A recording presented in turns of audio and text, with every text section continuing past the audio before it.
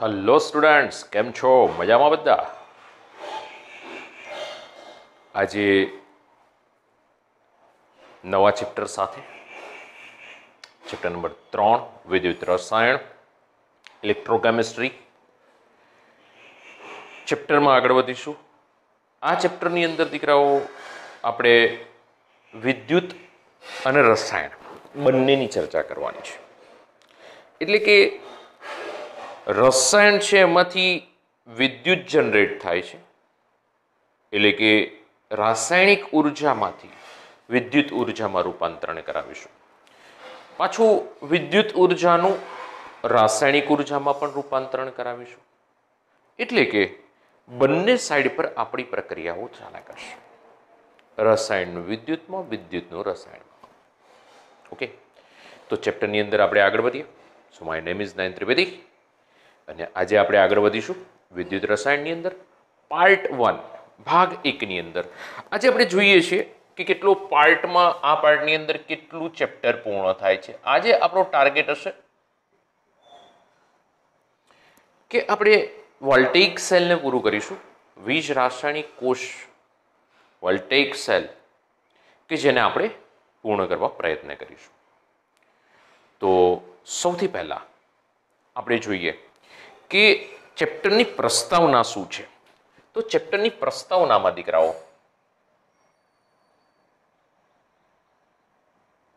ચેપ્ટરનું નામ છે વિદ્યુત રસાયણ. એટલે કે વિદ્યુત ઉર્જાનું રાસાયણિક ઉર્જામાં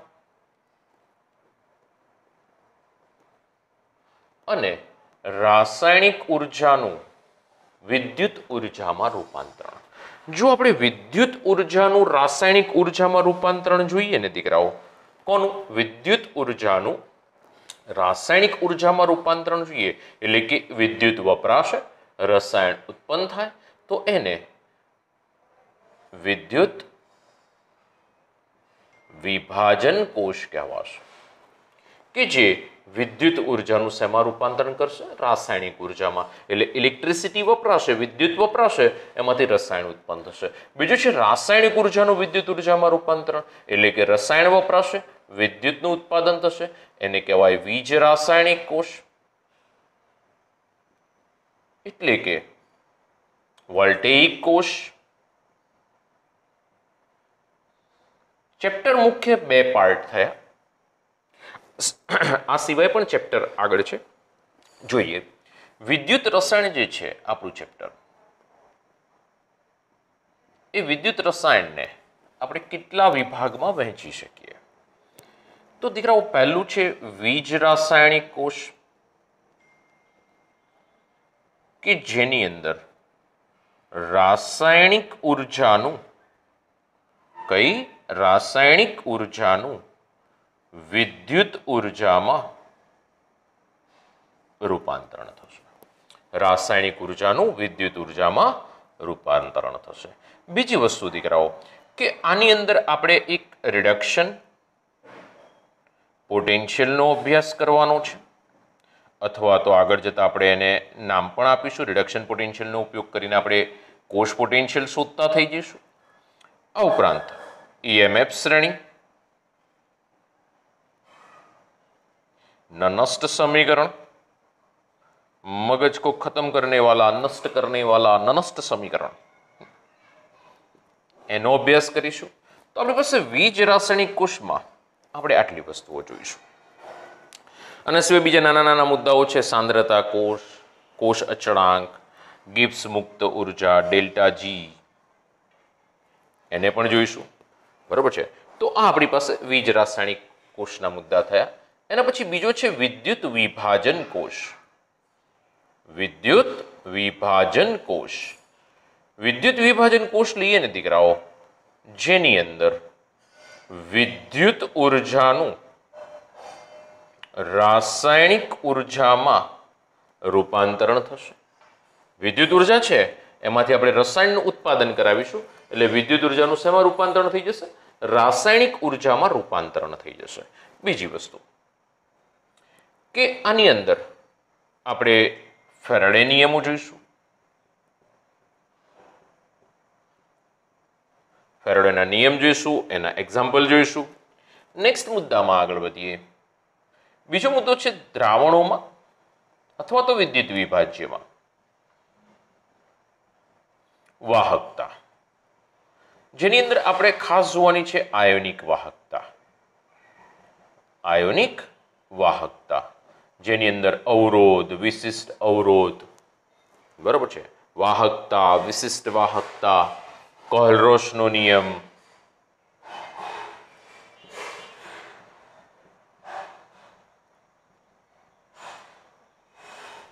ક્ષારણ, એના પછીનો મુખ્ય મુદ્દો બેટરી. બેટરીની અંદર આપણી પાસે છે સૂકો કોષ,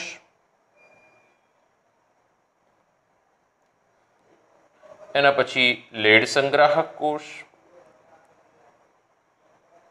બરાબર છે, નિકલ કેડમિયમ સેલ, પછી બટન સેલ વગેરે વગેરે વગેરે.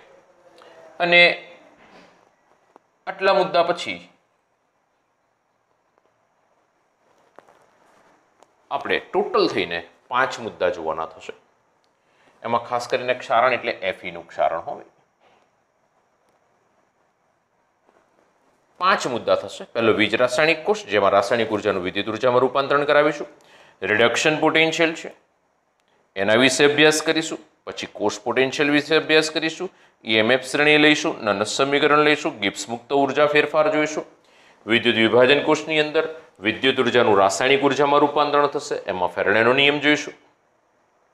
દ્રાવણોની અંદર વાહકતાઓ છે, જેમાં આયોનિક વાહકતા, જેની અંદર વાહકતા, વિશિષ્ટ વાહકતા, અવરોધ, વિશિષ્ટ અવરોધ વગેરેનો અભ્યાસ કરીશું. આયનો માટે જે તમે એકચ્યુઅલમાં ઇલેક્ટ્રોન માટે બધું જોઈને આવ્યા છો, પણ આપણે જોવાનું છે આયનો માટે કંઈક અલગ છે. કોહલરોસનો નિયમ, આ ઉપરાંત એફીનું ક્ષારણ, બેટરી જેની અંદર સૂકો કોષ, લીડ સંગ્રાહક કોષ, નિકલ કેડમિયમ, બટન સેલ, બરાબર છે, બળતણ કોષ વગેરેનો અભ્યાસ કરવાનો છે. તો આ આપણી પાસે ચેપ્ટરની પ્રસ્તાવના થઈ ગઈ. બીજું, ચેપ્ટર સ્ટાર્ટ કરીએ એ પહેલા આ એક સ્લોગન યાદ રાખીશું. ઓએ કેરી. O means oxidation, A means anode, K means cathode અને R means reduction. અત્યારે હાલ સિઝન એની ચાલે છે, બરોબર છે. ઓક્સિડેશન, એનોડ, કેથોડ અને રિડક્શન. ઓય ક્યારે ઓક્સિડેશન હંમેશા દરેકમાં એટલું યાદ રાખજો, ઓક્સિડેશન થાય એને એનોડ જ કહેવાય અને રિડક્શન થાય એને કેથોડ જ કહેવાય. પ્લસ માઇનસના ચિહ્નો બદલાઈ શકશે, પણ કોઈ દિવસ એવું નહીં થાય કે આમાં ક્યાંય ચેન્જીસ આવે. ઓકે, તો યાદ રાખજો, ઓક્સિડેશન, એનોડ, કેથોડ પર રિડક્શન. તો ઓએ કેરી યાદ રાખી લઈશું એટલે આપણે શોર્ટ ટર્મમાં બધું જ આખા ચેપ્ટર દરમિયાન આને નહીં ભૂલીએ, બરોબર છે. ફટાફટ એક સ્ક્રીનશોટ લઈ લો, ઝડપથી આગળ વધીએ છીએ. ચલો લઈ લીધો. ઓકે, ચલો નેક્સ્ટ. આપણે વીજ રાસાયણિક કોષની અંદર આગળ વધવું છે. તો વીજ રાસાયણિક કોષની અંદર સૌથી પહેલા બ્લેક એન્ડ વ્હાઇટ પિક્ચરનો જમાનો હતો, એવા સમયમાં અવલોકન કરવામાં આવ્યું. શું અવલોકન કરવામાં આવ્યું? કેટલાક પ્રયોગ કરવામાં આવ્યા. પ્રયોગમાં શું થયું? તો કે એક ડબ્બા लिया, डब्बे में डब्बा. ओके, एक डब्बो લઈ લીધો એટલે કે પાત્ર લીધો. ડબ્બો એટલે એની અંદર Zn ની પટ્ટી રાખી દીધી. આ Zn ની પટ્ટી છે, જેને કોપર સલ્ફેટના દ્રાવણમાં CuSO4 ના દ્રાવણમાં ડુબાડેલી છે. હવે જલીય દ્રાવણ હોય ને એટલે એને વિદ્યુત વિભાજ્ય પણ કહેવાય. શબ્દો બધા યાદ રાખજો. Zn ની પટ્ટી છે કે જેને આપણે દ્રાવણમાં ડુબાડી દઈએ છીએ, કે જેના પર ઓક્સિડેશન રિડક્શન જેવી પ્રક્રિયાઓ થાય. ધાતુની પટ્ટી ધ્યાન રાખજો કે અધાતુના સળિયા જેના પર ઓક્સિડેશન કે રિડક્શન જેવી પ્રક્રિયાઓ થાય એને વિદ્યુત ધ્રુવ કહેવાય. તો હવે હું આને નામ આપી દઈશ વિદ્યુત ધ્રુવ. એ ઝિંક વિદ્યુત ધ્રુવ છે કારણ કે ત્યાં આગળ ઓક્સિડેશન રિડક્શન પ્રક્રિયા થવાની જ છે. ઝિંકનું ઓક્સિડેશન થવાનું છે, કન્ફર્મ છે. એટલે ઝડન ની પટ્ટી નહીં કહેતા, હું એને શું કહી શકું હવે? ઝડન વિદ્યુત ધ્રુવ. ઓકે, ધ્યાન રાખજો હો. તો ઝડન ની પટ્ટીને મેં CuSO4 ના દ્રાવણમાં ડુબાડી દીધી. કોપર સલ્ફેટનું દ્રાવણ છે ને પેલા, એ થોડું મોરપીચ કલરનું હોય એટલે અત્યારે હું વાદળી રંગ લખું છું. બરોબર છે? તો એ વાદળી રંગ જેવું હશે. હવે મેં ઝડનની પટ્ટી અંદર ડુબાડી દીધી, થોડો સમય પડી રહેવા દીધી. તો અવલોકન આપણને કંઈક મળ્યા કે કંઈક અંદર જોવા મળ્યા, કેટલાક ચેન્જીસ મળ્યા, કેટલાક અવલોકન. તો આપણે અવલોકન જોઈ લઈએ, કયા કયા અવલોકનો મળ્યા. તો અવલોકનમાં મને પહેલું અવલોકન મળ્યું. અવલોકન ફર્સ્ટ, આંખે દેખ્યો અહેવાલ કે ઝડનની પટ્ટી ઓગળે છે. ઓકે, બીજું આંખે દેખ્યો અહેવાલ મળ્યો કે કોપર સલ્ફેટનું દ્રાવણ વાદળી રંગ આછો થશે. ધ્યાન રાખજો. મને ત્રીજો મુદ્દો મળ્યો, થર્ડ પોઈન્ટ, કે લાલ રંગના અવક્ષેપ જોવા મળ્યા. લાલ રંગના પ્રેસિપિટેટ આપણને દ્રાવણમાં જોવા મળ્યા. ક્યાંથી આવ્યા એ બધી ચર્ચા કરીએ છીએ, પણ જે જોવા મળ્યું એ તો પહેલા લખી લઈએ. અને એની અંદર જો આપણે થર્મોમીટર ડુબાડી દઈએ છીએ, આ શું રાખ્યું છે મેં? થર્મોમીટર. હો, ધ્યાન રાખજો, થર્મોમીટર. તો થર્મોમીટર મૂકી દીધું ને દીકરાઓ, તો અહીંયા આગળ તાપમાનમાં વધારો થતો જોવા મળ્યો. થર્મોમીટર મૂકતા તાપમાનમાં વધારો થતો જોવા મળ્યો. ઇન શોર્ટ, આટલી વસ્તુ આપણને અવલોકનમાં જોવા મળી. જેવી ઝડનની પટ્ટીને મેં કોપર સલ્ફેટના દ્રાવણમાં ડુબાડી દીધી એટલે મને આટલા અવલોકન મળ્યા કે ઝડનની પટ્ટીનું વજન ઓછું થયું એટલે કે ઓગળવા લાગી. કોપર સલ્ફેટના દ્રાવણનો રંગ જે વાદળી હતો એ ધીમે ધીમે કરતા આછો થવા લાગ્યો. લાલ રંગના અવક્ષેપ નીચે જોવા મળ્યા અને તાપમાનમાં વધારો જોવા મળ્યો. અંતે આ બધું જોતા એવો ખ્યાલ આવ્યો કે ઝડનની પટ્ટી છે ને આની અંદર એનોડ તરીકે વર્તે છે. એટલે ઝડનની પટ્ટીનું ઓક્સિડેશન થાય છે. એટલે કે Zn it reversible, Zn+2 electron minus. હવે દીકરાઓ, ઓક્સિડેશન થવું એટલે શું છે? તો કે ઓક્સિડેશનનો અર્થ એવો થાય, ધ્યાન રાખજો હો, આમ તો રેડોક્સમાં જોઈને આવ્યા છે કે ઇલેક્ટ્રોન ગુમાવે એને ઓક્સિડેશન કહેવાય, O2 મેળવે એને પણ ઓક્સિડેશન કહેવાય. ધ્યાન રાખજો, હાઇડ્રોજન ગુમાવે એને પણ ઓક્સિડેશન કહેવાય. ઓક્સિડેશન આંકમાં વધારો થાય એને પણ ઓક્સિડેશન કહેવાય. તો ઓક્સિડેશન થવા માટેની 4 કન્ડિશન્સ છે. ઇલેક્ટ્રોન ગુમાવે એ ઓક્સિડેશન, O2 મેળવે એ ઓક્સિડેશન, હાઇડ્રોજન ગુમાવે એ બી ઓક્સિડેશન, અને ઓક્સિડેશન આંક વધે એ ઘટનાને પણ ઓક્સિડેશન જ કહેવાય. આ ચારમાંથી કંઈ બી થાય એટલે આપણે કહી દઈશું કે પ્રક્રિયામાં ઓક્સિડેશન થઈ રહ્યું. ચલો, રિડક્શન માટે શું કહેશો? તો રિડક્શન માટે આનાથી બિલકુલ વિપરીત આવશે. ઊંધું.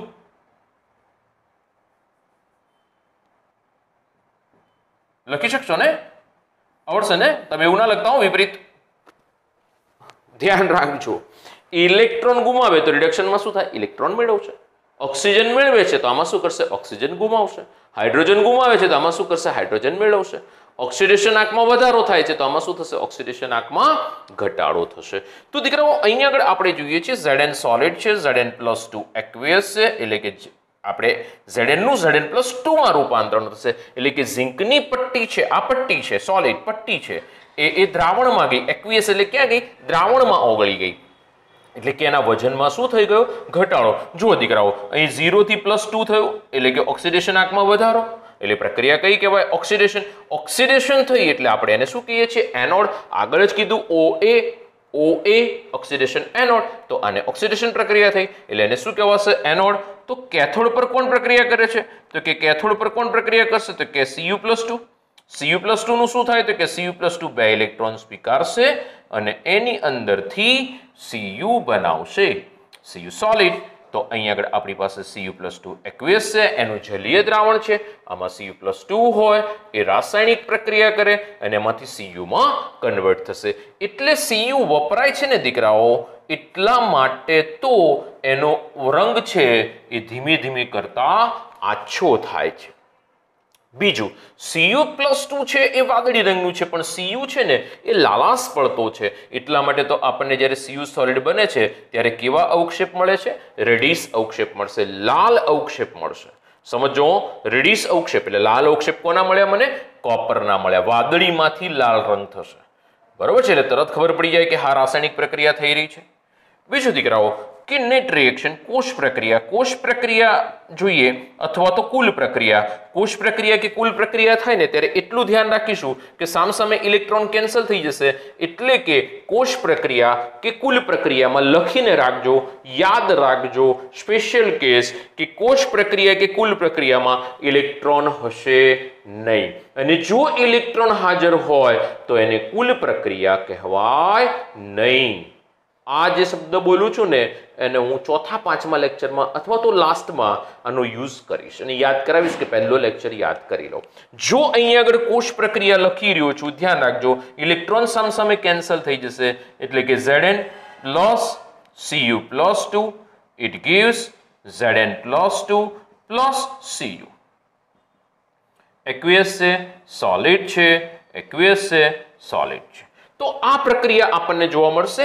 એની સાથે સાથે આપણે એવું કીધું કે અહીંયા આગળ ટેમ્પરેચરમાં વધારો થઈ રહ્યો છે. જો કીધું તાપમાનમાં વધારો થઈ રહ્યો છે. તાપમાનમાં વધારો ક્યારે થાય? કે ઉર્જા ઉત્પન્ન થાય. એટલે કે અહીંયા આગળ ઉર્જા શું થતી હશે? ઉત્પન્ન થતી હશે. સમજો, પ્રક્રિયામાં નીપજ તરફ આપણે ઉર્જા લખી છે, બહુ ધ્યાન રાખજો. ઉર્જા ઉત્પન્ન થઈ.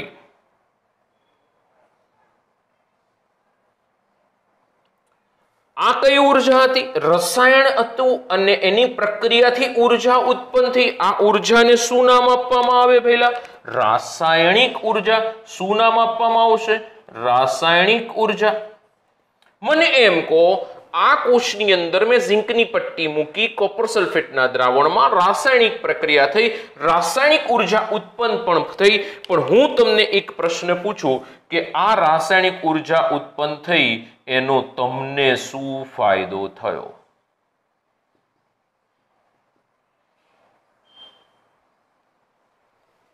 તમને શું ફાયદો થયો? કઈ ના થયો, કશું જ ફાયદો ના થયો. આ તો બંને જણાએ શું કર્યું? અંદર ઘરની અંદર જ વહેંચણી કરી લીધી કે હું ઇલેક્ટ્રોન આપું, તું લઈ લે, હું ઇલેક્ટ્રોન આપું છું, તું લઈ લે. એટલે કે આ પ્રક્રિયાને શું કહેવામાં આવે છે? ડાયરેક્ટ રેડોક્સ કહેવાય.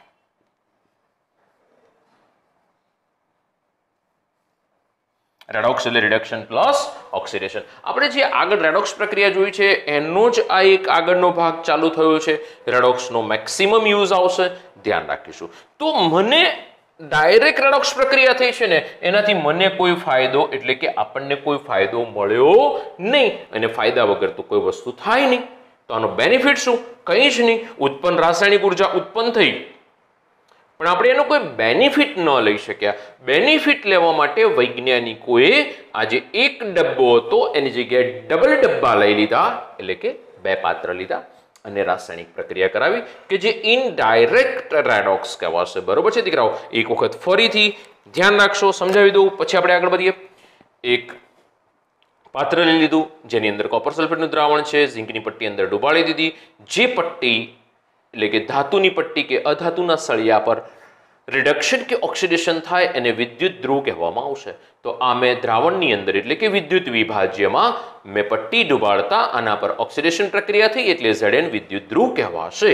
ઓક્સિડેશન એટલે શું? તો કે ઇલેક્ટ્રોન ગુમાવે ઓક્સિડેશન, O2 મેળવે એ ઓક્સિડેશન, H2 ગુમાવે ઓક્સિડેશન, ઓક્સિડેશનાંક વધે ઓક્સિડેશન, હરિતારા નામ 1000. ધ્યાન રાખજો 4 પ્રોસેસ છે. રિડક્શન એના કરતા વિપરીત ચાલશે. આવડશે તમને. આવી ગયું છે રેડોક્સમાં.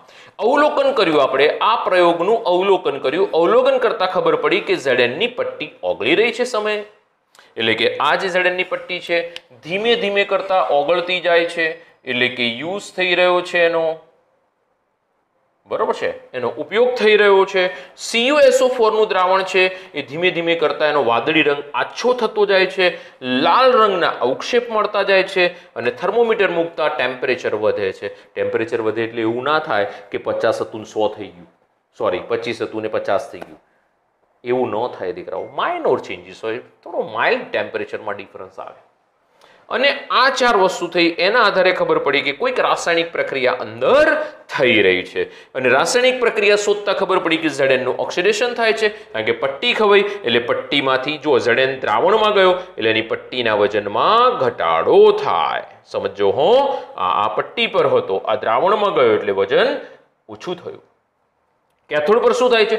Cu+2 માંથી Cu સોલિડ બને છે, Cu+2 માંથી Cu સોલિડ બને છે, એટલે કે દ્રાવણમાંથી પટ્ટી પર એટલે કે અવક્ષેપમાં કન્વર્ટ થાય છે. તો નીચે અવક્ષેપ મળે જુઓ લાલ કલરના, તો આ રીતની પ્રક્રિયા કેથોડ પર જોવા મળશે. આના કારણે કોપરનો જે વાદળી રંગ છે Cu+2 નો આછો થશે અને કોપર ઉત્પન્ન થયું એના કારણે આપણને લાલ અવક્ષેપ જોવા મળશે. બીજું ટેમ્પરેચરમાં વધારો થાય છે. કેમ? તો કે જ્યારે કોષ પ્રક્રિયા થાય ત્યારે ઉર્જા ઉત્પન્ન થાય. આ ઉર્જાને રાસાયણિક ઉર્જા કહેવાય. આ જે રાસાયણિક ઉર્જા ઉત્પન્ન થઈ એ ડાયરેક્ટ રેડોક્સ પ્રક્રિયાથી ઉત્પન્ન થઈ, અંદર જ થઈ ગયું, બરોબર છે, અંદર જ થઈ ગયું. હવે અંદર થઈ ગયું એટલે આપણને કોઈ બેનિફિટ મળ્યો નહીં, અને આપણને બેનિફિટ ન મળ્યો એટલે વૈજ્ઞાનિકો ત્યાં આગળ ઊભા રહી ગયા કે ના યાર, આ ના ચાલે. રાસાયણિક ઉર્જા ઉત્પન્ન થઈ એનો કંઈક બેનિફિટ તો આપણને મળવો જોઈએ. તો આને ડાયરેક્ટ રેડોક્સ કહેવામાં આવી. હવે ઇનડાયરેક્ટ રેડોક્સ કરાવીશું અને એની અંદરથી રાસાયણિક ઉર્જાનો બેનિફિટ આપણે મેળવીશું. આની અંદર delta G is less than 0 થશે. પ્રક્રિયા આપમેળે થશે. પ્રક્રિયા કોના મેળે થશે? આપમેળે. Delta G it is less than 0. તો પ્રક્રિયા આપમેળે થાય. કોઈ પ્રકારના સપોર્ટ વગર પ્રક્રિયા થશે. ઇન શોર્ટ સપોર્ટ મીન્સ કે બહારથી આપણે કોઈ વસ્તુ એપ્લાય નહીં કરવી પડે. ગિબ્સ મુક્ત ઉર્જાનો આપણે ઉપયોગ કર્યો, થર્મોડાયનેમિક્સ. તો delta G is less than 0 થઈ ગયું. તો આપણે જે ડાયરેક્ટ રેડોક્સ કહેતા હતા એની જગ્યાએ હવે આપણે દીકરાઓ ઇનડાયરેક્ટ રેડોક્સ જોઈએ. તો ઇનડાયરેક્ટ રેડોક્સની અંદર ધ્યાન રાખશો,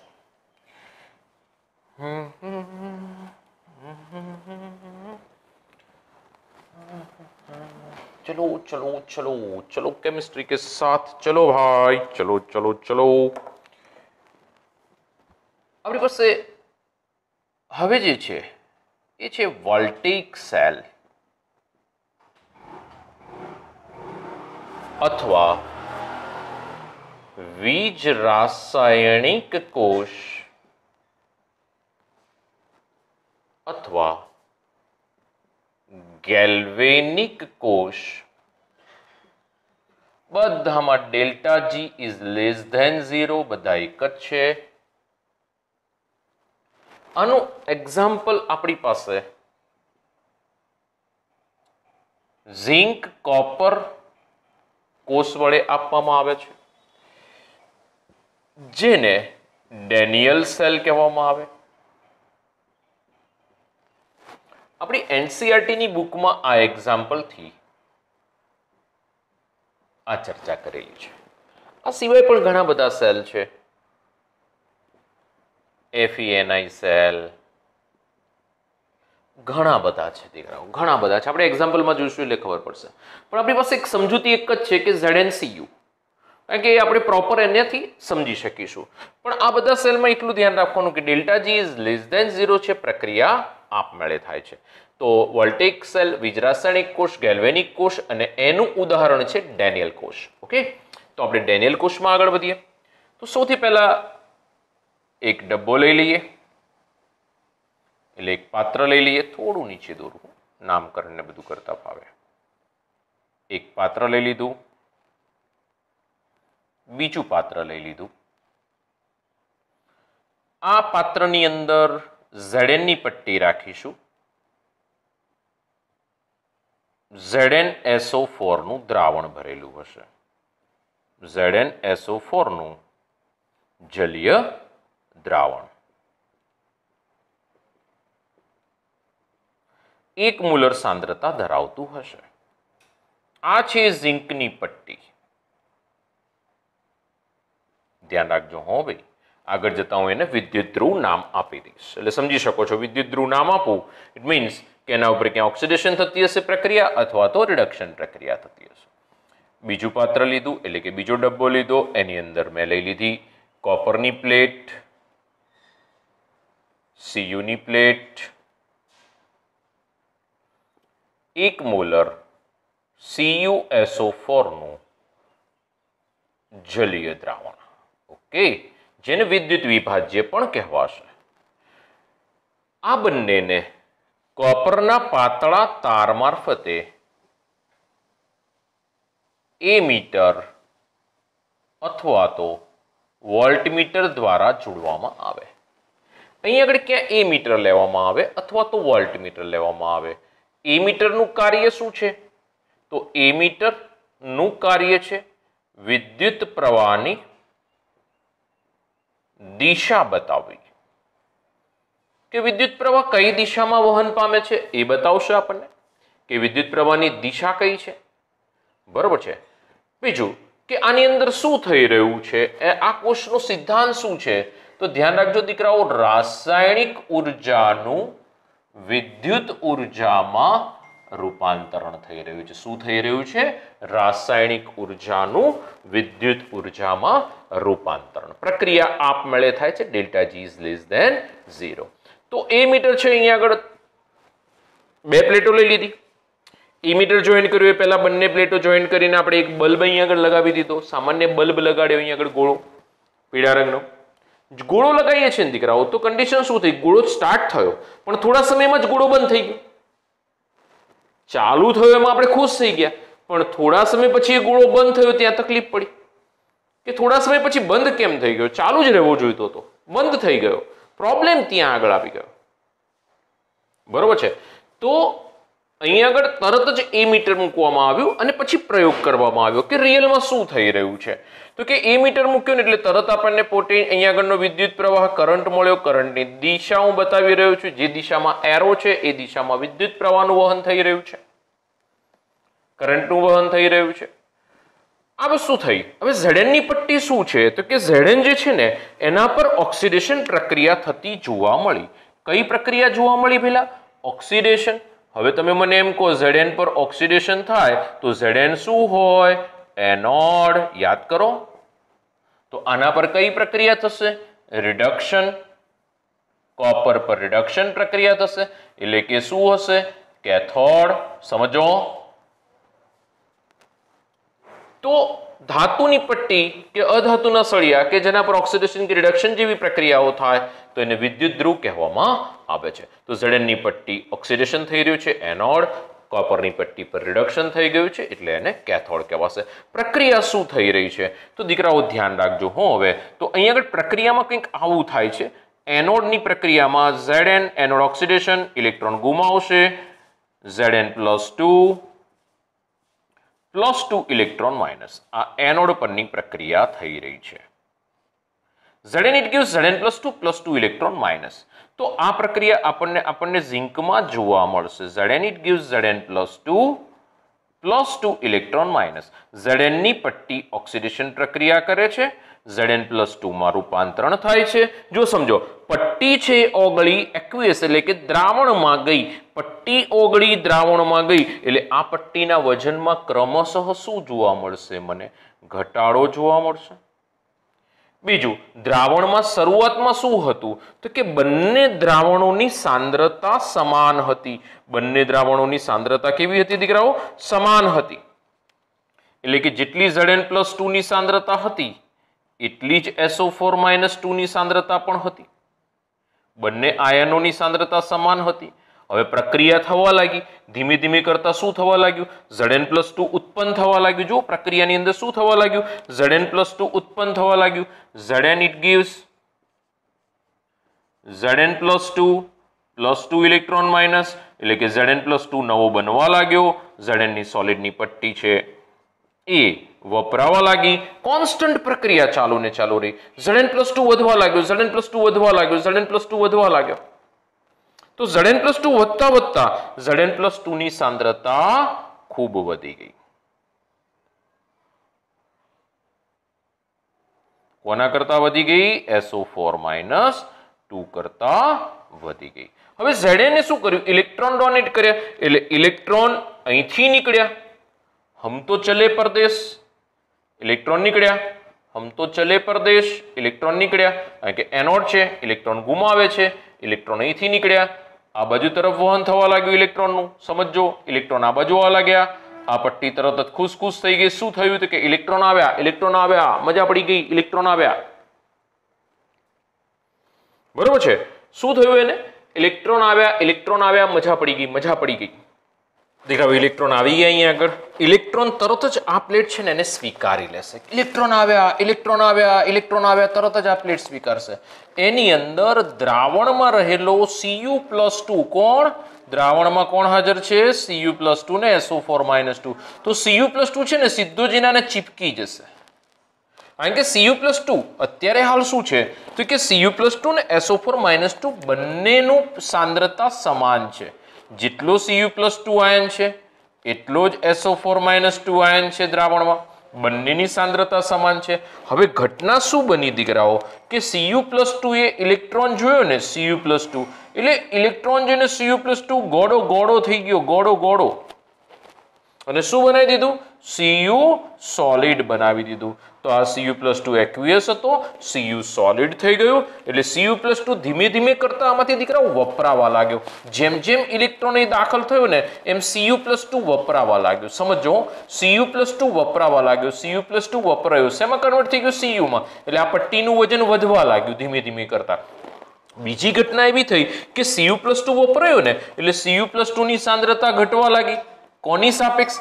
SO4 - 2 ની સાપેક્ષ Cu+2 ની સાંદ્રતા ઘટવા લાગી. તો Cu+2 ઘટ્યો, Cu+2 ઘટ્યો, SO4 - 2 વધ્યો. એટલે ધીમે ધીમે કરતા અહીંથી ઇલેક્ટ્રોન દીકરાઓ આ બાજુ નીકળ્યા ને એટલે આ જે પટ્ટી હતી ને, આ પટ્ટી એ ઋણ વીજભારિત થવા લાગી. શું ઘટના થઈ? અહીંથી ઇલેક્ટ્રોન આમ જવા લાગ્યા, Zn+2 ઉત્પન્ન થવા લાગ્યો. Zn+2 એટલે હું ધન લખું દીકરાઓ અહીંયા આગળ. Zn+2 આખું નથી લખતો, ખાલી ધન વીજભારિત દ્રાવણમાં ઉત્પન્ન થવા લાગ્યો. એટલે આ દ્રાવણ ધન વીજભારિત થઈ ગયું. પટ્ટી છે ને એ નેગેટિવ થઈ ગઈ. પટ્ટી કેવી થઈ ગઈ? નેગેટિવ. જે પટ્ટી પર ઓક્સિડેશન કે રિડક્શન જેવી પ્રક્રિયાઓ થાય એ ધાતુની પટ્ટી કે અધાતુના સળિયાને ધ્રુવ કહેવામાં આવશે. અને એમાં જો સ્પેશિયલી ઓક્સિડેશન પ્રક્રિયા થઈ રહી છે તો એને એનોડ ધ્રુવ કહેવામાં આવશે. આપણને ખબર છે કે લેફ્ટ ઓક્સિડેશન એનોડ નેગેટિવ. યાદ રાખજો, લેફ્ટમાં ઓક્સિડેશન જ થાય અને એ એનોડ જ હશે અને નેગેટિવ હશે. અહીંથી ઇલેક્ટ્રોન જેવા અહીં પહોંચ્યા ને એટલે આ પટ્ટીએ ઇલેક્ટ્રોન ગુમાવ્યા એટલે આ પટ્ટી કેવી થઈ ગઈ? ધન વીજભારિત પટ્ટી થઈ ગઈ. તો પટ્ટી ધન વીજભારિત છે તો પટ્ટી ધન વીજભારિત રહેશે. સમજો, આ પટ્ટી કેવી થઈ ગઈ? ધન વીજભારિત પટ્ટી થઈ ગઈ. પોઝિટિવ વીજભારિત પટ્ટી થઈ ગઈ, ધન વીજભારિત પટ્ટી. તો કેથોડ પોઝિટિવ થઈ ગયો, એનોડ નેગેટિવ થઈ ગયો. આ દ્રાવણમાં શું થયું? Cu+2 નું પ્રમાણ ઘટતું ગયું. SO4 - 2 એટલે નેગેટિવ વીજભાર આ દ્રાવણમાં ઉત્પન્ન થઈ ગયો, એટલે કે વધી ગયો નેગેટિવ વીજભાર. ઋણ વીજભાર દીકરાઓ વધવા લાગ્યો એટલે કે આ દ્રાવણ ઋણ વીજભારિત થઈ ગયું, આ દ્રાવણ ધન વીજભારિત થઈ ગયું. આ જે છે એને આપણે નામ આપેલા છે, જુઓ લેફ્ટ સાઈડ પર છે એટલે એને ડાબી બાજુનો અર્ધકોષ કહેવામાં આવે. અર્ધકોષ નામ યાદ રાખજો, આના હરિતારા નામ 1000 એવું છે. ડાબી બાજુનો અર્ધકોષ, બીજું એનોડ અર્ધકોષ,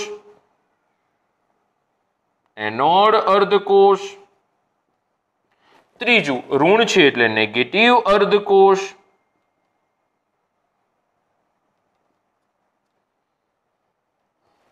એ જાતે નેગેટિવ થઈ ગયો અને પ્રક્રિયા ઓક્સિડેશન થાય છે એટલે ઓક્સિડેશન અર્ધકોષ. ક્વેશ્ચન એવો આવ્યો સર તમે હમણાં વિદ્યુત ધ્રુવ કહેતા હતા, હવે તો તમે અર્ધકોષ શબ્દ આપ્યો. તો અર્ધકોષ શબ્દ આવ્યો ક્યાંથી? તો દીકરાઓ ધ્યાન રાખજો, અર્ધકોષ કોને કહેવાય? કે વિદ્યુત ધ્રુવ જેમાં ડૂબાડેલો હોય એ વિદ્યુત ધ્રુવ અને દ્રાવણને સંયુક્તપણે અર્ધકોષ કહેવાય. એટલે આ ડબ્બો, એનું દ્રાવણ અને આ પટ્ટી, એને અર્ધકોષ કહેવાય. પટ્ટી પ્લસ ડબ્બો નું દ્રાવણ એને અર્ધકોષ કહેવાય. ઓકે, ધ્યાન રાખજો હો. તો આને બિલકુલ ઓપોઝિટ ચાલીશું. ચલો, આને ડાબી બાજુનો અર્ધકોષ કીધો તો આને કયો અર્ધકોષ કહેવાય? જમણી બાજુનો અર્ધકોષ. બીજી વસ્તુ કે આને તમે એનોડ અર્ધકોષ કીધો તો આને શું કહીશું? કેથોડ અર્ધકોષ. બરોબર છે. જો હું આને નેગેટિવ અર્ધકોષ કહું છું તો આને શું નામ આપવામાં આવશે? પોઝિટિવ અર્ધકોષ. અને જો હું આને ઓક્સિડેશન અર્ધકોષ કહું છું તો એનું બીજું નામ શું છે? રિડક્શન અર્ધકોષ. તો દીકરાઓ, આની અંદર આપણને જમણી બાજુ કેથોડ, પોઝિટિવ અને રિડક્શન અર્ધકોષ આપણે નામ આપી દીધા. ધીમે ધીમે કરતા આપણે એમ કીધું હતું કે અહીં આગળ બલ્બ લગાડવામાં આવે છે તો બલ્બ ચાલુ થયો, થોડા સમય પછી બલ્બ છે ઓલવાઈ ગયો. હવે બલ્બ કેમ ઓલવાઈ ગયો? બલ્બ ક્યું બુઝ ગયા? તો એના માટે જ મોટો પ્રશ્ન છે, બલ્બ કેમ બંધ થઈ ગયો? એના માટે જ આપણે આગળ વધવાનું છે. થયું શું? હવે સમજો કે અહીં આગળ રાસાયણિક પ્રક્રિયા થઈ, એના કારણે આ દ્રાવણ ધન વીજભારયુક્ત થઈ ગયું, આ દ્રાવણ ઋણ વીજભારયુક્ત થઈ ગયું. દીકરાઓ સમજો, આ પટ્ટી નેગેટિવ હતી, Zn+2 ઉત્પન્ન થતો ગયો એટલે Zn+2 પટ્ટીની આસપાસ ગોઠવાતો ગયો, પટ્ટીની આસપાસ ગોઠવાતો ગયો, પટ્ટીની આસપાસ ગોઠવાતો ગયો એટલે આ પટ્ટીને આસપાસ ગોઠવાતા, આમ તો આપણે લ સેટેલિયર પણ કહી દઈએ, સંતુલન છે એટલે.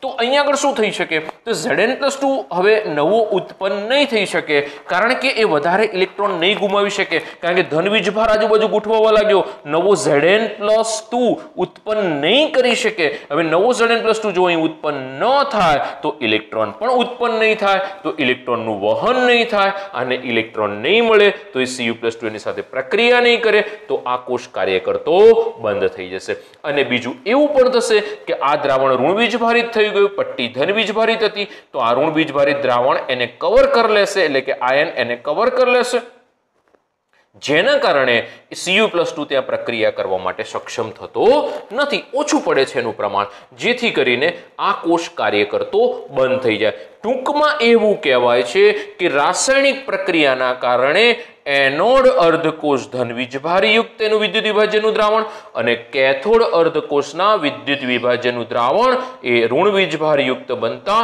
કોષ કાર્ય કરતો બંધ થઈ જાય છે. આ ધન વીજભારયુક્ત દ્રાવણ, આ ઋણ વીજભારયુક્ત દ્રાવણ, જેના કારણે કોષ કાર્ય કરતો બંધ થઈ જાય છે. આપણે આ કોષને ફરીથી કાર્યશીલ કરવો છે કે ના ભાઈ, તારે બેસવાનું નથી, તારે કામ તો કરવાનું જ છે, તું એક મજૂર છે અને તારે વિદ્યુત ઉર્જાનું ઉત્પાદન કરવાનું છે, તારે કામ કરવાનું છે. તો એના માટે તરત જ એક નવી વસ્તુ શોધવામાં આવી કે જેને કહેવામાં આવે છે ક્ષાર સેતુ.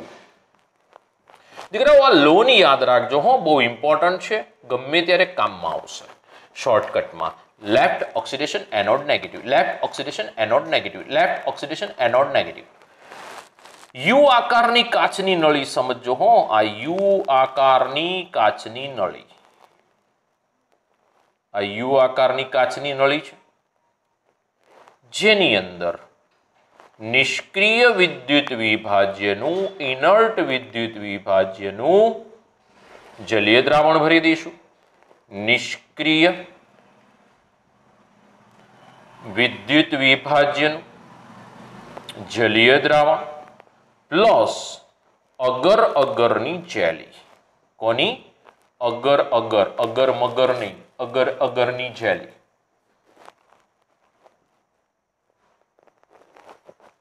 અને આ બંનેને ભેગા કરી દીકરાઓ, આ બંનેને ભેગા કરી અને એનું પેસ્ટ સ્વરૂપ બનાવવામાં આવે. કેવું સ્વરૂપ બનાવવામાં આવે? પેસ્ટ.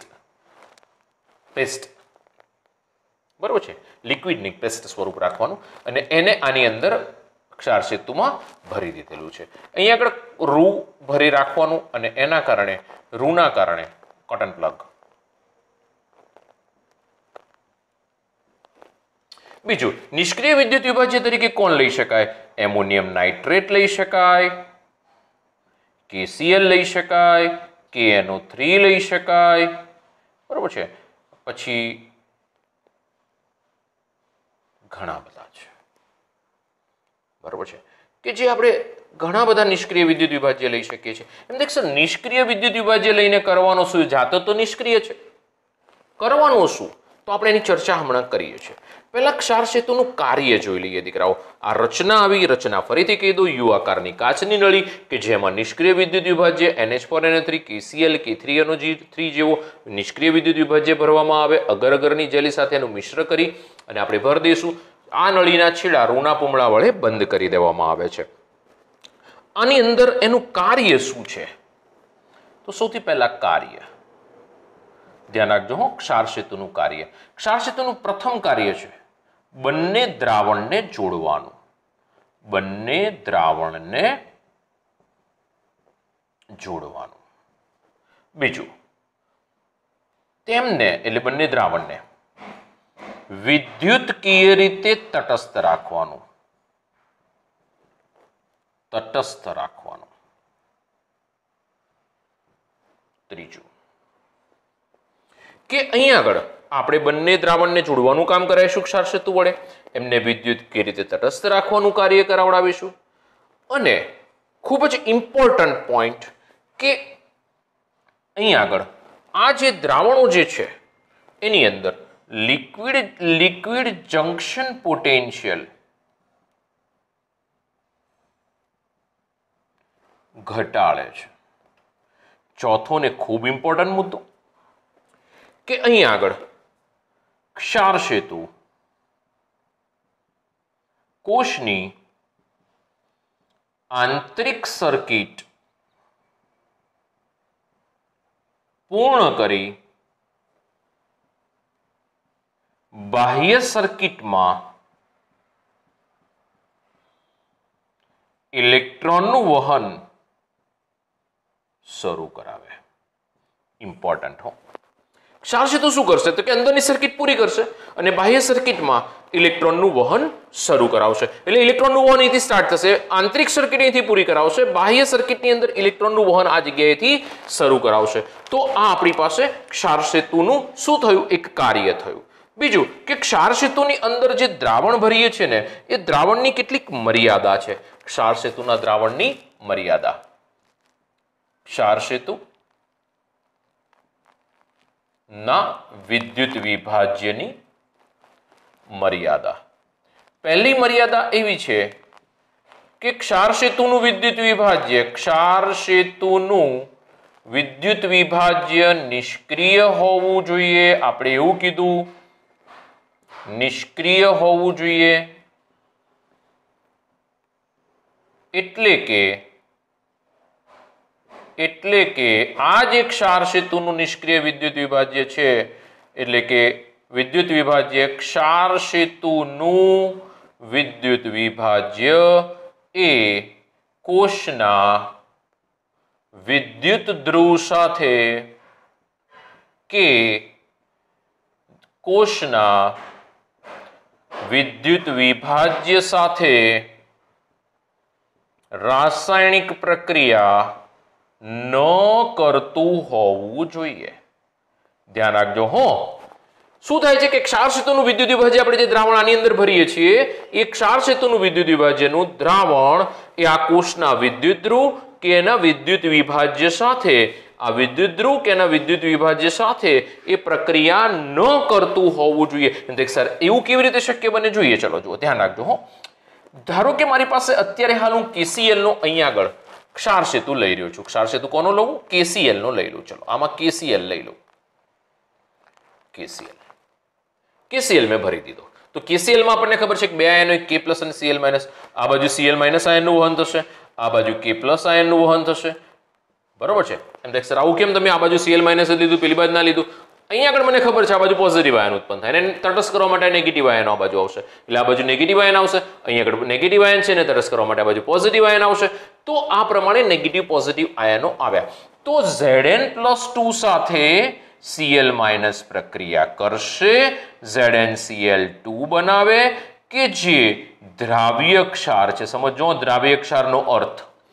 દ્રાવ્ય ક્ષાર છે એટલે ફરી પાછું આની અંદરથી Zn+2 અને 2Cl- ઉત્પન્ન થઈ જશે. જુઓ, જે વસ્તુ પહેલા હતી પ્રક્રિયક સ્વરૂપે એ મને અંતમાં ફરી પાછી મળી ગઈ, એટલે કે દ્રાવ્ય ક્ષાર ઉત્પન્ન થાય અને એના એ આયનો મને પરત મળે તો આને રાસાયણિક પ્રક્રિયા થઈ એવું કહેવાય નહીં. સમજો, ZnCl2 ક્ષાર ઉત્પન્ન થયો, પાછો એ દ્રાવ્ય ક્ષાર છે એટલે આયનો ફરી પાછા ઉત્પન્ન થઈ ગયા, તો આને રાસાયણિક પ્રક્રિયા થઈ એવું કહેવાય નહીં. હવે સર આ બાજુ K+ થયો તો એનું શું થયું? જો K+ દાખલ થયો એટલે 2K+ પ્લસ SO4 - 2, ત્યાં આગળ SO4 - 2 આયન હતો, જો SO4 - 2 વધારે હતો તો SO4 - 2 એની સાથે પ્રક્રિયા કરશે, K2SO4 બનાવે. શું બનાવે દીકરાઓ? K2SO4. આ પણ બી દ્રાવ્ય ક્ષાર છે, એટલે આ દ્રાવ્ય ક્ષાર છે ને, એટલે એમાંથી ફરી પાછા 2K+ અને SO4 - 2 ઉત્પન્ન થાય. શું ઉત્પન્ન થાય? પાછા 2K+ અને SO4 - 2 ઉત્પન્ન થાય. હવે દ્રાવ્ય ક્ષાર છે એટલે એના એ જ આયનો ફરી પાછા ઉત્પન્ન થયા તો આપણે કહી દઈશું કે આને રાસાયણિક પ્રક્રિયા થઈ એવું કહેવાય નહીં. રાસાયણિક પ્રક્રિયા થઈ એવું ના કહેવાય દીકરાઓ આને, કારણ કે જે હતું એનું એ પાછું મને મળી જાય છે. રાસાયણિક પ્રક્રિયા થઈ એવું ન કહેવાય. પરંતુ જો Ag નો વિદ્યુત ધ્રુવ હોય અને KCl નો જો ક્ષાર સેતુ વાપરવામાં આવે તો એ વાપરી શકાશે નહીં. કેમ નહીં વાપરી શકાય? કારણ કે આ Ag છે એ Cl- ક્ષાર સેતુના નેગેટિવ આયન સાથે, AgCl સોલિડ એટલે કે અવક્ષેપ એટલે કે અદ્રાવ્ય ક્ષાર ઉત્પન્ન કરશે. કેવો? અદ્રાવ્ય ક્ષાર ઉત્પન્ન કરે, એટલે આને રાસાયણિક પ્રક્રિયા થઈ એવું કહેવાય. દીકરાઓ ધ્યાન રાખજો હો. તો Ag ના વિદ્યુત ધ્રુવ હોય ત્યારે KCl નો ક્ષાર સેતુ આપણે ઉપયોગમાં લઈ શકતા નથી. બહુ જ ઇમ્પોર્ટન્ટ ક્વેશ્ચન, ખૂબ ઇમ્પોર્ટન્ટ ક્વેશ્ચન, બરોબર છે. અને આગળ આપણે એનો ક્ષાર સેતુનો ઉપયોગ નહીં કરી શકીએ. બીજી ખૂબ જ અગત્યની મર્યાદા કહી શકીએ અને ઇમ્પોર્ટન્ટ પોઈન્ટ પણ છે એનો. એવું કહેવાય છે કે ક્ષાર સેતુમાં લેવાતા વિદ્યુત વિભાજ્યના આયનો ની વહનશીલતા સારી એટલે કે વધુ હોવી જોઈએ અથવા તો સારી હોવી જોઈએ, કોઈ પણ બી શબ્દ વાપરો.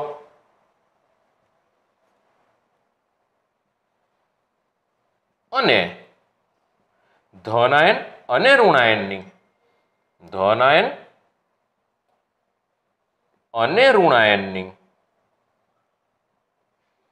વહનશીલતા સમાન પણ હોવી જોઈએ. જેટલી ધન આયનની વહનશીલતા છે એટલી જ ઋણાયનની હોવી જોઈએ. ધ્યાન રાખજો, એટલે કે ધન આયન જેટલો અહીંયા આગળથી આમ જશે એટલો જ ઋણાયન આમ જશે.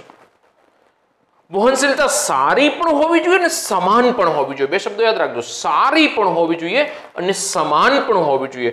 તો ક્ષાર સેતુમાં લેવાતા વિદ્યુત વિભાજ્યની વહનશીલતા સારી હોવી જોઈએ અને બંને આયનોની વહનશીલતા સમાન પણ હોવી જોઈએ. ક્ષાર સેતુને એક વખત ફરીથી જોઈ લઈએ.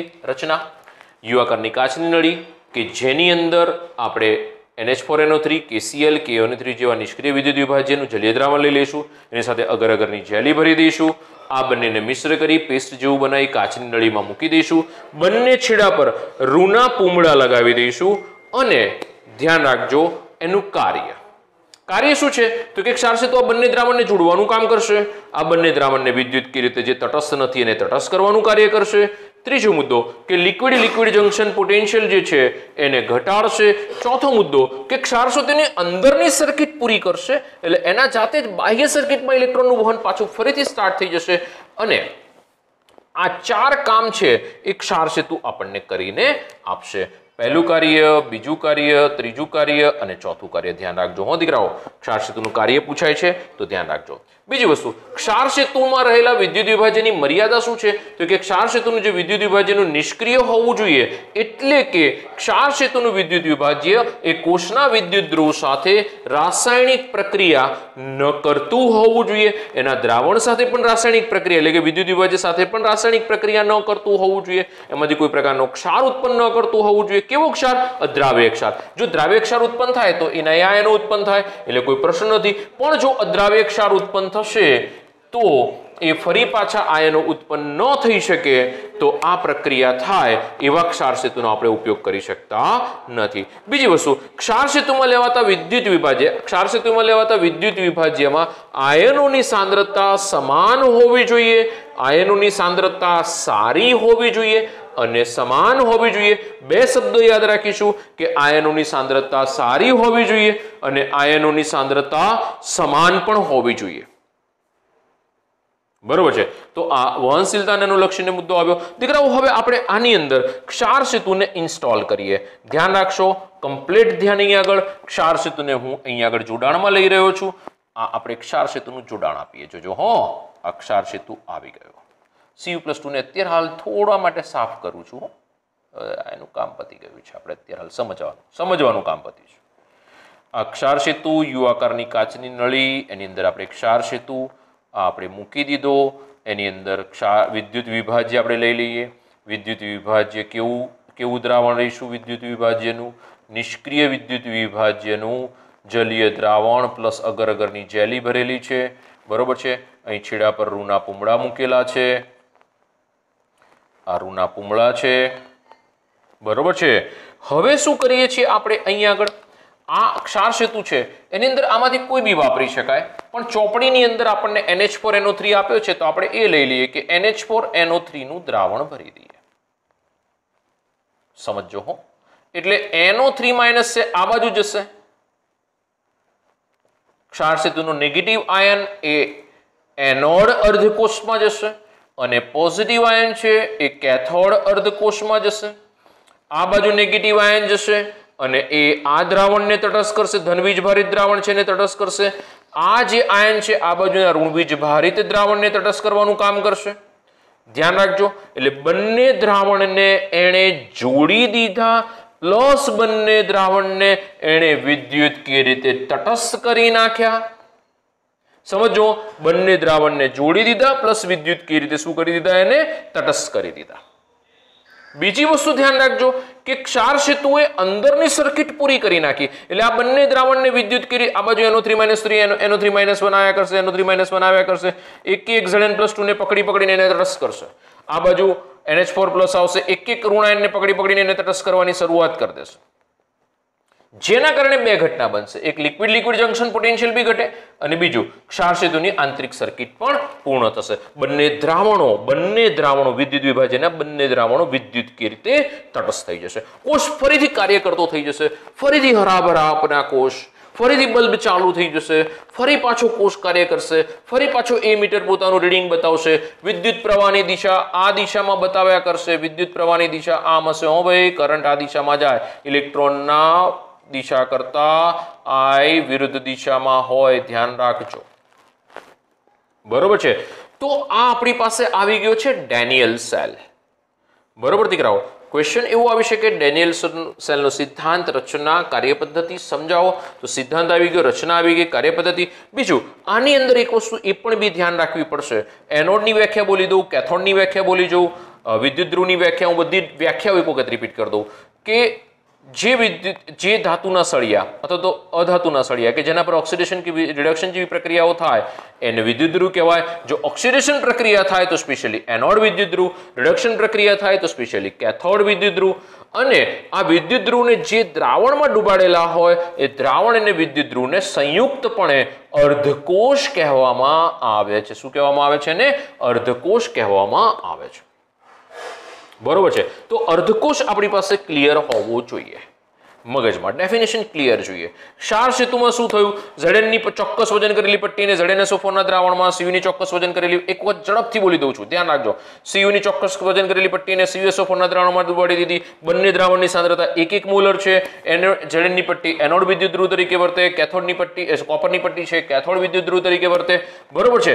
તો અહીંયા આગળ બંને દ્રાવણોમાં આયનોની સાંદ્રતા સમાન છે શરૂઆતમાં. જેમ જેમ રાસાયણિક પ્રક્રિયા થશે તેમ તેમ તમે જોઈ શકો છો આયનોની સાંદ્રતામાં ફેરફાર થશે. આ દ્રાવણ ધન બીજભારયુક્ત, આ દ્રાવણ ઋણ બીજભારયુક્ત બને. જો આવું થાય તો કોષ કાર્ય કરતો બંધ થઈ જશે. જો કોષ કાર્ય કરતો ફરીથી ચાલુ કરવો હોય તો યુ આકારની કાચની નળી કે જેને ક્ષાર સેતુ કહેવામાં આવે છે, જે બંને દ્રાવણને જોડવાનું કાર્ય કરશે, એમને વિદ્યુત કઈ રીતે તટસ્થ રાખવાનું કાર્ય કરશે, એના વડે આપણે બંને દ્રાવણોને જોડી દઈશું. તો અહીં આગળ આપણી પાસે ડાબી બાજુના અર્ધકોષમાં એટલે કે એનોડ અર્ધકોષમાં ઋણાયન જશે ક્ષાર સેતુમાંથી, આ બાજુ પોઝિટિવ આયન બંને દ્રાવણને તટસ્થ કરી દેશે. બરોબર છે.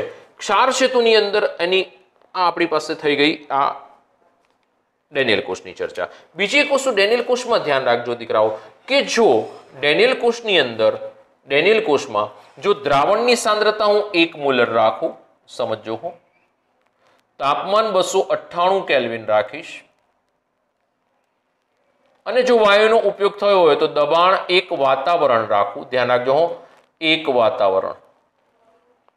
તો આ પ્રકારનો જે કોષ બનશે ને એને પ્રમાણિત કોષ કહેવાશે, પ્રમાણિત સ્થિતિ કહેવાશે. ફરીથી દ્રાવણોની સાંદ્રતા 1 મોલર, તાપમાન 298 કેલ્વિન અને વાયુનો ઉપયોગ થયો હોય તો એનું દબાણ 1 વાતાવરણ. તો આ પ્રકારના કોષને કયો કોષ કહેવામાં આવે છે? પ્રમાણિત કોષ કહેવામાં આવશે. આના પોટેન્શિયલને પ્રમાણિત પોટેન્શિયલ કહેવામાં આવશે. ફરીથી કહી દઉં એક વખત, દ્રાવણોનો ઉપયોગ થયો છે, જુઓ એની સાંદ્રતા 1 મોલર. આ જે કોષ કાર્ય કરે છે એનું તાપમાન 298 કેલ્વિન એટલે 25 ડિગ્રી સેલ્સિયસ અને જો આમાં વાયુનો ઉપયોગ થયો હોય તો એનું દબાણ 1 વાતાવરણ લઈ લઈશું. તો આ પ્રકારના કોષને આપણે નામ આપી દઈશું પ્રમાણિત કોષ. બરોબર છે. અને જો આ કન્ડિશન આપણે અર્ધકોષમાં લાગુ પડીએ તો પ્રમાણિત અર્ધકોષ પણ કહેવાશે. ઓકે દીકરાઓ, તો ડેનિયલ સોલ આટલે આપણે પૂર્ણ કરીએ. ક્વેશ્ચન 2 પૂરા થયા. એક ડેનિયલ કોષની રચના, સિદ્ધાંત, કાર્યપદ્ધતિ. બીજું આ બંનેનો સરવાળો કરીને કોષ પ્રક્રિયા હમણાં મેં બતાવી હતી, એ પ્રમાણે આ બંનેને ભેગા કરીને આપણે કોષ પ્રક્રિયા કરી શકીએ. તો કોષ પ્રક્રિયામાં એટલું ધ્યાન રાખજો કે કોઈ પ્રકારનો ઇલેક્ટ્રોન હોતો નથી અને જો ઇલેક્ટ્રોન હાજર હોય કોષ પ્રક્રિયામાં તો એને કોષ પ્રક્રિયા કહેવાય નહીં. મારા શબ્દો યાદ રાખજો, છેલ્લે જરૂર પડશે આ ચેપ્ટરમાં ગમે ત્યારે હું આ પોઈન્ટ ઉઠાવીશ કે કોષ પ્રક્રિયામાં ઇલેક્ટ્રોન હાજર છે તો તમે તરત કહેશો કે એને કોષ પ્રક્રિયા ન કહેવાય. ઓકે, તો આ આપણી પાસે એક સરસ મજાનો ટોપિક, સુંદર ટોપિક, સુંદર રીતે પૂર્ણ કરીએ છીએ. બરોબર, હવે નવા ટોપિકમાં પાર્ટ 2 માં આગળ વધીશું. ઓકે, તો આજે આટલે સુધી રાખીએ છીએ. Thank you. મળીએ છીએ નેક્સ્ટ ટોપિકમાં. ઓકે દીકરાઓ.